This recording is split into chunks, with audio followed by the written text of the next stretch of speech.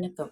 சின்னகுரு சேனலுக்கு உங்கள் அனைவரையும் அன்புடன் வரவேற்கின்றேன். ஊர்லேருந்து வந்த அன்னைக்கு ஹோட்டலில் வாங்கலான்னு மகன் சொன்னாங்க. வேண்டான்ட்டு குக்கரில் பொங்கல் வச்சிட்டேன்.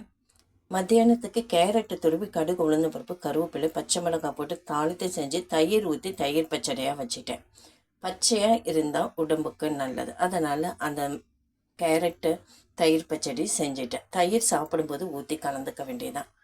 வந்தோடனே கடலப்பருப்பை ஊற வச்சு கொரகொரப்பாக அரைச்சி ஒரு வரமிளகா அரை ஸ்பூன் சோம்பு போட்டு அரைச்சி வெங்காயம் கொத்தமல்லி கருவேப்பிலை போட்டு உப்பு சேர்த்து கலந்து விட்டு பருப்பு வடையாக போட்டுட்டேன். ரொம்ப அருமையாக மணமாக இருந்தது. முருங்கைக்காய் சாம்பார் சாப்பாட்டுக்கு ஊற்றுற சாம்பாராக ரெடி பண்ணிட்டேன். பொங்கலுக்கும் இதே தான், சாப்பாட்டுக்கும் இதே தான், நைட்டு இட்லிக்கும் அதே தான்.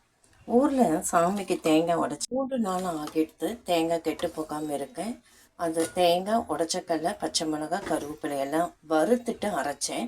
நல்ல ஒரு மனம் தந்தது. இப்படி ஒரே சமையல் 2 வேளை நம்ம பயன்படுத்தலாம், 3 வேளை கூட பயன்படுத்தலாம். சாம்பார் நைட் டிஃபனுக்கும் பயன்படுத்தலாம்.